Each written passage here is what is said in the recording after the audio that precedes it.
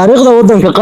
Qatar waa dal dhaca galbeedka qaaradda Aasiya gaar ahaan xeebta waqooyi ee jasiirad-lamoodka Carabta waana wadan ka mid ah wadamada bariga dhexe Qatar waxay leedahay taariikh qoto dheer oo aan muuqaal lagu soo koobi karin waxaana ka mid ah dhacdooyinka ugu muhiimsan ee soo mara wadankani qarnigii 18aad qabiilka Al Thani ayaa noqday qabiilka ugu awoodda badan Qatar iyagoo saldhig ka dhigtay magaalada Al Subara qarnigii 19aad Qatar waxay heshiis la gashay boqortooyada Ingiriiska sanadkii 1868 kaas oo loogu talagalay in lagu xakameeyo dagaalada qabiilada heshiiskani wuxuu asaas u ahaa xiriirka mustaqbalka dhex mari doona boqortooyada Ingiriiska iyo Qatar qarnigii 20aad Qatar waxay noqotay dawlad hoos timaada ilaalinta boqortooyada Ingiriiska waana sanadkii 1916 sanadkii 1936 waxaa la helay kaydkii shidaal ee ugu badnaa ee ugu horeeyay ee Qatar inkastoo wax soo saarka weyn uu bilaabmay kadib dagaalkii labaad ee adduunka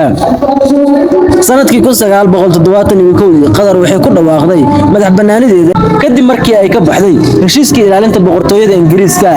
qarnigii 20aad sanadkii 1995 Sheikh Hamad bin Khalifa Al Thani wuxuu xilka kala wareegay aabihiis wuxuuna bilaabay isbeddello bulsho iyo dhaqaale oo muhiim ah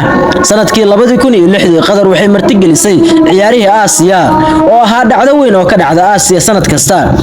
sanadkii 2013 Sheikh Tamim bin Hamad Al Thani wuxuu noqday amiirka guud ee Qatar kadib markii uu xilka kala wareegay aabihii sanadkii 2017 waxaa bilaabmay go'doomin dhanka siyaasadda iyo dhaqaalaha ah oo ay ku soo rogeen wadamo ay kamid yihiin Sacuudiga, Imaaraadka, Bahrain iyo Masar taas oo saameyn weyn ku yeelatay dalkani sanadkii 2022 Qatar waxay martigelisay koobka adduunka ee FIFA taas oo ahayd markii ugu horeysay ee bariga dhexe lagu qabto koobkani taasi waxay ka turjumaysaa isbeddelada bulsho iyo dhaqaale ee dal iyadoo la soo maray marxalado kala duwan inuu ka mid noqon karo wadamada adduunka ugu qanisan